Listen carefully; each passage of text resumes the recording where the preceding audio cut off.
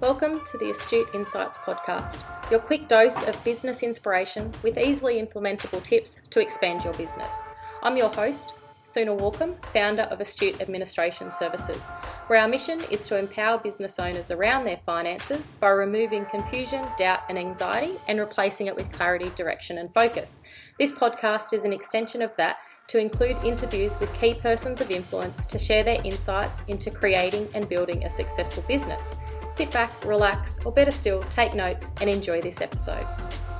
Hi, and welcome to the next episode of Astute Insights podcast. Today we are talking to Ben O'Connor. Ben O'Connor is the director of the Shake Up, an outdoor group training community that transforms fat loss through high intensity functional movement. Welcome, Ben.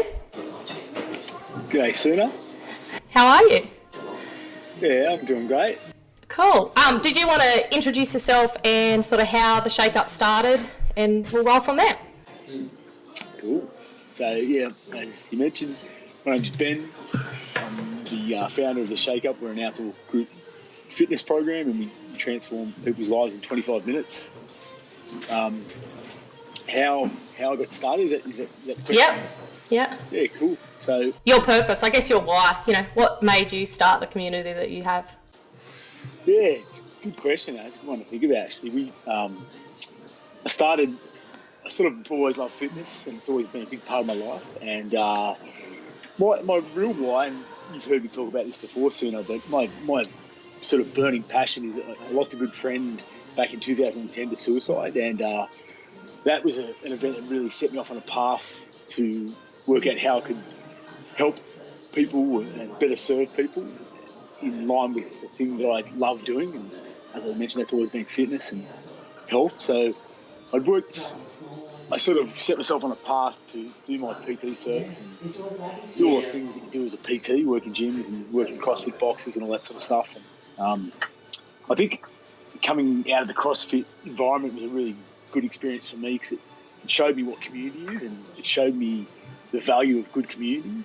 And I think that was a really good point for me to identify how I can help people give them a place to come and train, and it's sort of ego-free and non-judgmental and a place where they can just be themselves and train hard.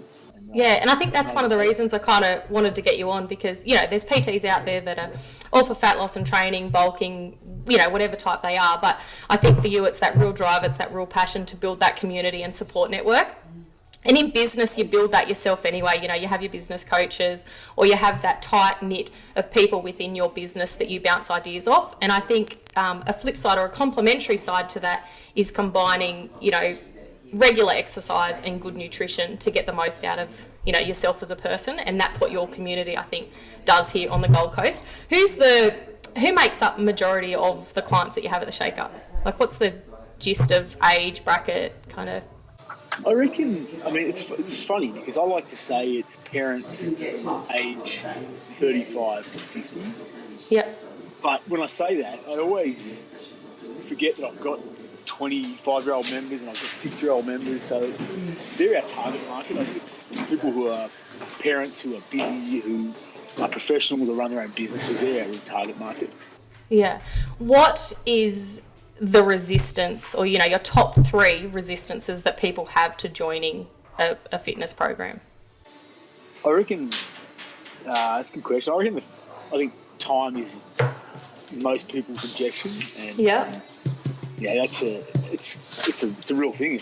Like I mentioned, if you're a business professional or owning a business or studying, whatever you're doing, you've got no time. So I think time's most people's major objection. Yeah. We're also fear for a lot of people, fear of kind of getting started. I think for a lot of people, it's the fear of letting themselves down and starting and not knowing if they can commit to what they want to do. I think it's a big fear for people. Yeah, and it's like embarrassment as well when you've let yourself go. It's kind of hard to get into that active wear and walk into a group of people that you feel are going to be fit and active and how you're going to fit into that. Yeah, it's huge. It's a major objection. Yeah. And you said 3? 3, yeah, if you can.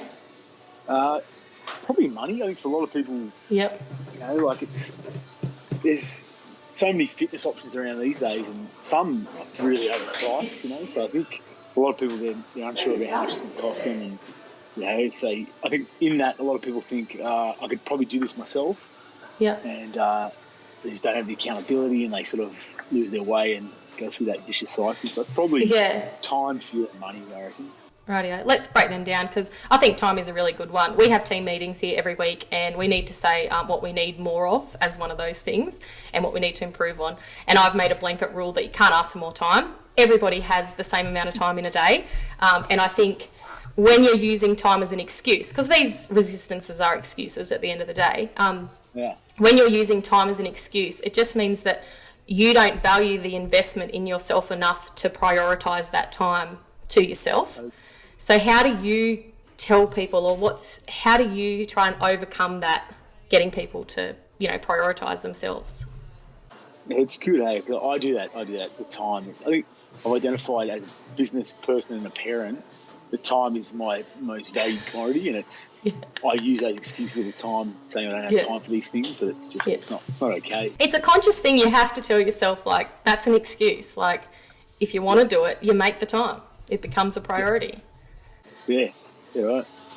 One of the things I tell everyone, and I think proximity is really important when it comes to exercise. I think there's no point signing up for something if it's not easy or it's not close to where you live. I think that's the biggest deal. So proximity, and then for us, we target. We've got 2 locations, Pacific Pines and Palm Beach, and we try and just target people living in those immediate areas. We do 25-minute workouts, so it's pretty. We're really punctual with our training because we know people are time poor and they want to come, they want to train, they want to go. Our target market is parents who are busy. I spent a lot of years in CrossFit, like I said, and I love that environment. They're our workouts, and I reckon they're probably more targeted to athletic people who want to learn the mechanics of a movement, and which is really fantastic. For parents who want to just get in and out, spending an hour just at the gym or the box or wherever you're going is a lot. When you say that proximity, I remember starting with you in, I think it was 2016, after I had my youngest, and I'd come from like the group training or the hour group sessions that you're doing. I think it was like a mums and bubs, and I love the fact that I could drive to the Pac Pines location, train for my 25-30 minutes and back within that sort of 45-minute time frame. So that was a huge, it eliminated that I don't have the time to go there, because I was in and out and back home within that 45-minute time frame, which was the previous workout time frame. Yeah, it makes it way more achievable. And I think a lot of, not to be critical of other things, but like a lot of boot camps are a lot of fluff, and it's great. There's a lot of socialising, whatever. But sometimes the workouts aren't intense enough, and there's only, like when you look at an hour workout, you're probably going to be working at the intensity that's going to get you the results for 10 minutes or 15 minutes. We try to condense that down and get that sort of intensity in a shorter time frame and get people to hit that earlier, and then just get out of it. Yeah, like even some of the 15-minute ones that you do, like you're spent at the end of that. There's nothing left to give, and that's 15 minutes, maximising results. I think that's cool. Fear is another one. So I'm going to talk about this. Actually, one of the first times that I was embarrassed to go. I think that was my fear of being judged for being, overweight, unfit, just not comfortable, I guess, exercising after 3 kids and not really looking after myself. But the community was actually awesome. I mean, I think you ran with me a few times. People that I hadn't met were cheering me on and encouraging me. And I think that's the group training. I think that people like, or that's the step. I think it's an easier step to get into group training than to walk into a gym where you don't really know how to use the equipment, as in being surrounded by a community. So how do you try and get across to people that everyone had those fears at one point and that everyone is supportive in that environment? The toughest part of that is the initial communication with the person. When most people will jump onto your social pages and look for people like themselves and see if they're going to fit in. Yeah. And when I'm talking them for the first time, I always say, I try and tell them this, and I do my best to try and express that we're a really non-judgmental place and it's good people. I think once they're there, and you've seen it, I've seen it, it's really humbling to see people, members of our community who've been there for a long time, going out of their way to walk up to people who they know are there for the first time and saying g'day and just... Yeah, and you don't know, that person that's next to you that might look fit, like you don't know their previous journey. They could have started exactly the same place that you did, 12 months, 2 years ago. So I think you got to sort of lose that and just start. Like otherwise you're going to be another 6 months or 12 months down the track and, no better off. You talked about money. As well. So what are the prices of the Shake Up? What are the sort of programs that you offer as a variety for people to get involved in? Yeah, cool. Most our biggest membership is a rolling unlimited membership. So we do all our locations have at least six sessions a week. Yep. And it's $32 a week for training as much as you want. Most people do 3 to 4 sessions a week for $32 and so it just keeps it under that. Again, there's a lot of fitness models around at the moment that are around that 60 to 70 price range per week, and they're great programs. You can't do much more with circuit training. Circuit training is circuit training. So whether you're doing it inside in the aircon with shiny equipment or outside, it's the same thing. I think we just want to, it needs to be relatively affordable, and we offer other programs we do some strength programs as well, and we do a lot of 10-week challenge programs. We do an online program as well, which is $28 a month for access to workouts and instructional movements and things like this. So.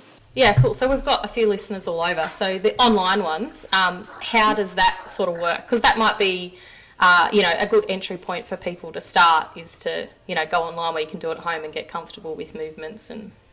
Yeah, it's cool because I had a lady call me from Nerang. She bought our online package the other day, and I called her just to say, ask her some stuff, and she said, I'm not ready to start group training, and I want to do some stuff before I get started. So she bought the online package. That's a very female thing, I think. It is. Yeah. You want to be. Everyone says that to me. I need to be fit before I come and start. It's nice, but often it's an excuse. Yeah, exactly. Yeah, you're just putting off the inevitable, really. Just get in there and get started. The online stuff's like 8 week. It's an 8-week program. We've got one that's a bodyweight program, which is sort of 8 weeks. We developed it through the COVID period when it was really tough, and it's 8 weeks of daily workouts that you just log into and just see the workouts. There's some videos in there that show you how to do the movements.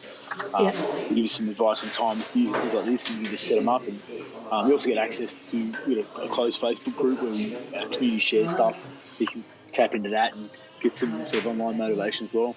Yeah, cool. So to bring it back to like business owners and how, I don't know, can you give us a case study of, someone that's come into your group, hasn't overly been looking after themselves, has a business or a business professional, and just what's happened within one of those 10-week challenges and the outcome at the end? I mean, because everyone joins to lose weight, I'm imagining, like that's probably their main priority. But I mean, what you gain from looking after yourself, I think, is exponential to just the fat loss. So have you got something in mind you could... Yeah, heaps. Like, I posted a video this morning going through and editing some testimonials we did from a challenge we finished about 5 weeks ago. Yep. And there's a good guy, a guy named Steve, who's a 50-year-old auto electrician from the Gold Coast. And one of the comments that he made that really stood out to me, he talked about he lost 7 kilos of weight, and he was really happy with that. But for him, it was that. It sounds really cliche, but coming home, we all hit an afternoon slump. Steve mentioned he'd come home from work. Hungry and exhausted, and just fall into habits where you just sit around and eat and probably have a beer and watch TV. And, in the recliner.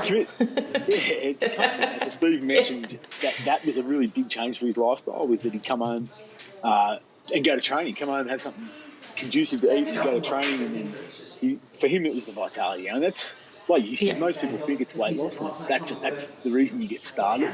But when you start to feel good and you start to overcome some of those slumps in your day and things like that, particularly Steve runs his own business, so being a business owner like that, where you've got to be productive all day, you can't just be good for a couple of hours. And that's what I find, like, focus. When, when we get busy, right, activity statements is just, a bit of a crazy time here for us, and it's generally longer hours. But I know if I exercise and my food's right, I'm just so much more focused. I pump through the work. I might do less hours in the day, but I get through so much more. So it's just finding that time, and everyone's different. I mean, for me, it's in the morning. If I get up, exercise in the morning, I just have a ripping day. If I don't, I feel lethargic. It's a rolling pattern of, I don't know, it just builds up that, it wasn't the best start to the day. And then the food choices sort of go down. It just, my husband will tell you, he will say to me, he's like, you need to go for a run. And that's obviously like, I'm getting cranky. I need to go and clear my mind and come back, and I'm such a better person. So I think that's what you get from initially joining and thinking it's fat loss, but it really turns into so much more. You're right, and that's exercise. That's, I said before when we took chatting before this that, you run a business, you've got 3 boys. I train so many people like you who don't have any time where they can just tap out, and they can, like, if you might be going for a run, it's just a 30-minute period a day where you don't have to think about business and kids and family. Yeah. Most of the people a lot of the people we help are mums who are just so fed up with having no time for themselves. They need to detach from the family, and the hubby's got to take the kids while they come and they connect. And again, for those people, it's fitness. But I watch them, and it becomes about connection, and they form friendships around training, and that's what becomes important to them rather than just... And you walk back in the door and you're ready to be embraced by them. Like, it's just, I know I'm a better person and I'm a better mother when I take care of all that thing. And also food. Like, I want to come back to food because I know your Team Week programs are epic with the amount of knowledge that you share around food. What are some quick tips for people, to help use food as a way to feel good or to help your body, feel better, I guess? Yeah, I reckon the best thing, probably 2 things. You touched on it before. Structure is, I think, really important, particularly if you're working in an office or anywhere where you're busy. I think having structure to your eating and having, if you can do it, enable yourself to have frequency of meals. So have things set up when you start your day so that you don't have to leave or go too far to get a meal. Oh, you don't have to think about it. You don't have to think about it. That's really critical. I reckon proximity to food, like training, is key. The other one I reckon is probably the biggest thing that we see. Most people don't tolerate carbohydrates the way that they think they do, and we know that. We know that most people know that you hear people say, "I'm cutting out carbs," and that's great. It's I think it's having an understanding of carbohydrates and where they belong in your diet, because they totally belong in your diet.